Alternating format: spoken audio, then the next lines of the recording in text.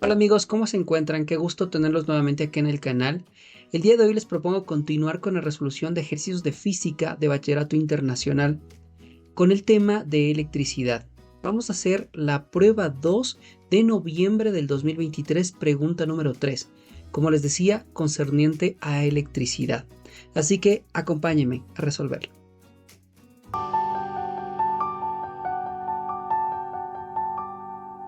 Bien, la primera pregunta nos dice: un ingeniero diseña un calentador eléctrico para derretir el hielo de la ventanilla trasera de un coche. El calentador consta de un único cable metálico delgado hecho con una aleación de alta resistencia. Las partes horizontales del cable tienen una longitud de 0,60 metros. En este punto, en donde ya tenemos datos, pues sería conveniente anotarlos. Entonces, primero tenemos los 0,60 metros, que es la longitud, la vamos a representar con L. Están separadas por una distancia vertical de 0,030 metros. El calentador está diseñado para una fuente de alimentación de 12 voltios y para una potencia de salida de 150 vatios. Bien, nos vamos a fijar en el gráfico y ahí nos dice nuestros 0,60 metros, que vendría a ser el largo del calefactor, y 0,030 metros viene a ser parte del ancho, ¿no? Es una parte, recordemos que el dibujo es equidistante. Ok, entonces vamos a llamarle con la letra D, como lo habíamos dicho antes en los datos, y vamos a proceder a resolver la primera pregunta. Entonces la primera pregunta me dice: calcule la resistencia del calentador cuando está a su temperatura de trabajo. Entonces recuerden que para la prueba ustedes van a tener un cuadernillo de fórmulas, así que hay que utilizarlo. En este caso veamos la fórmula de la resistencia, teniendo como datos B, y también tenemos como dato potencia, ¿no? Potencia teniendo como dato B y sacar R, ¿no? Entonces esta fórmula nos sirve bastante bien, la vamos a colocar acá. Entonces la potencia tendría que ser B cuadrado sobre R, y de aquí recuerden que estamos buscando la resistencia, la vamos a despejar y nos queda B cuadrado sobre potencia. Reemplazamos los datos que tenemos, que es 12 al cuadrado sobre 150, y tenemos la respuesta de 0,96 ohmios para la resistencia del calentador. Súper sencillo. Bien, luego nos dice que la longitud total del cable es de 5 metros. Le vamos a poner como L mayúscula 5 metros. Nos pide que calculemos el radio del cable y también nos da como dato la resistividad de la aleación, ¿no? Entonces le ponemos aquí el dato de 1.5 por 10 a la menos 6 ohmiómetro, ¿de acuerdo? Bien, entonces vamos a buscar una fórmula que nos sirva y justamente es la que tenemos por acá. Así que esa es la que la vamos a utilizar. Entonces, ρ, que viene a ser la resistividad, es resistencia por área sobre la longitud del cable. También tenemos que recordar que el área podría ser considerada como pi por radio al cuadrado, porque es el área transversal de un cilindro, ¿no? Considerando que el cable sea un cilindro. Entonces de aquí vamos a hacer justamente el despeje de ρl y nos queda resistencia pi por el radio al cuadrado. Vamos a despejar la resistencia y nos queda ρl sobre radio por pi, raíz evidentemente. Simplemente vamos a reemplazar los datos que nos dieron de la resistividad 1.5 por 10 a la menos 6, la longitud que nos dieron de 5 metros, ¿no es cierto? Y vamos a poner el radio, que es la resistencia de 0.96 y por pi. Entonces el radio, ya metiendo esto en una calculadora, nos quedaría de 1,55 por 10 a la menos 3 metros, que tranquilamente lo podemos escribir como 1.6 milímetros. Bien, y así tenemos de esta manera resuelta esta parte de la pregunta. Continuemos. El calentador se utiliza para limpiar en la ventana una capa de hielo situada sobre la zona indicada por la línea de puntos del diagrama. Sería bueno observar qué es esto de la línea de puntos. Entonces vemos que prácticamente es el calentador, ¿no? Entonces vamos a señalar esta línea de puntos con verde y tendríamos el calentador como un área, ¿no? El área del calentador de largo por ancho. ¿Ok? Y entonces nos dice el agua que ha fundido fluye alejándose inmediatamente del calentador y que debemos determinar el tiempo para fundir el hielo. Entonces pongamos los datos que nos dan. Nos dicen el espesor de la capa de hielo que tenemos que fundir, le vamos a llamar E, y tenemos de 0,5 por 10 a la menos 3 metros. Empieza en 0 grados, es decir, tenemos hielo a 0 grados centígrados. La densidad del hielo es de 900 kilogramos por metro cúbico. Y el calor latente, que le llamamos como L, es de 0,336 por 10 a la sexta joules sobre kilogramos. Entonces lo que hay que hacer es transformar de hielo a 0 grados a líquido también a 0 grados. ¿Okay? Por eso vamos a utilizar solo la parte de la gráfica de calor latente. Entonces, el calor que entrega el calefactor va a ser recibido por el agua. Por eso podemos poner como igualdad calor de C es igual a calor de A. Sabemos también que la potencia es calor sobre tiempo, porque es energía sobre tiempo.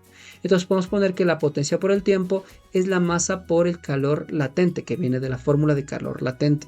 También recordar que la densidad es masa sobre volumen. ¿Para qué? Para reemplazar el valor de masa, porque tenemos el dato de densidad. Entonces nos queda potencia por tiempo es igual a densidad por volumen y por el calor latente. ¿Ok?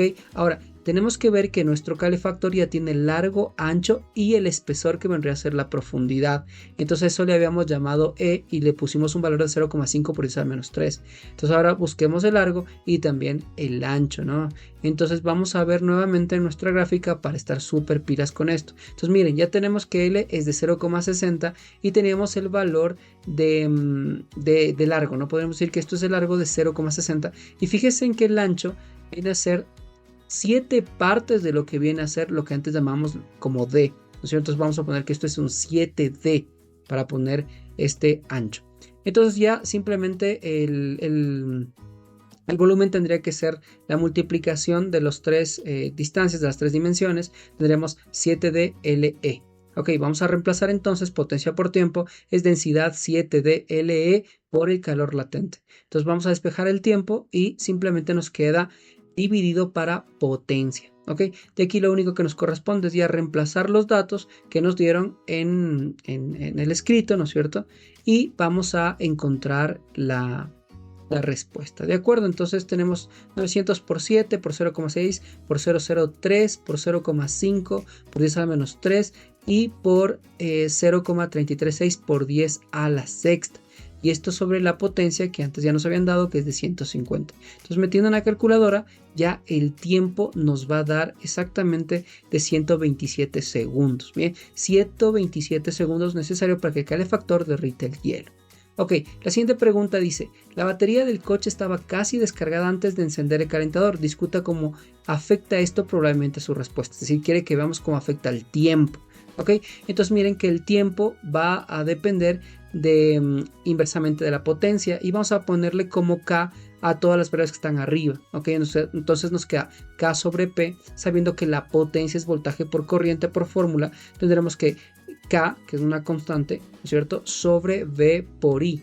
Y aquí lo vamos a ordenar bonito y nos queda 1 sobre V por KI. Y lo que podemos ver es que el tiempo y el voltaje son inversos. Entonces, dado que el voltaje estaba descargado, ¿no? El voltaje era menor, ¿cierto? Entonces, dado que V y T son inversamente proporcionales, si es que V es menor, entonces T tendría que ser mayor por ser inversos, ¿no?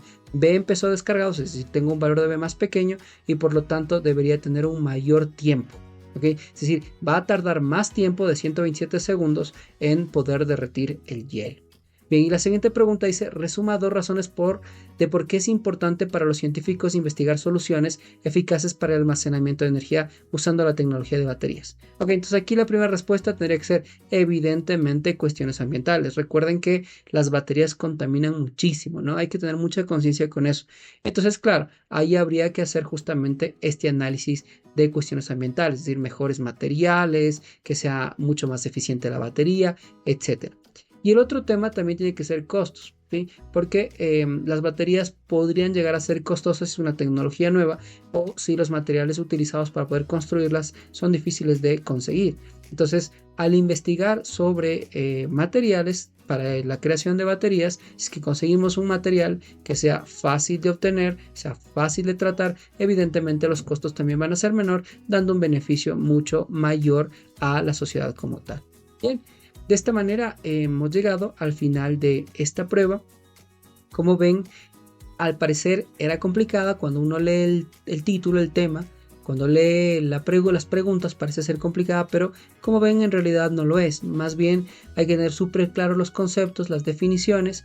Hay que estar súper pilas con el pensamiento crítico y lo podemos resolver sin ningún problema. Bien, me despido. Espero que haya sido de utilidad esta resolución de prueba de electricidad.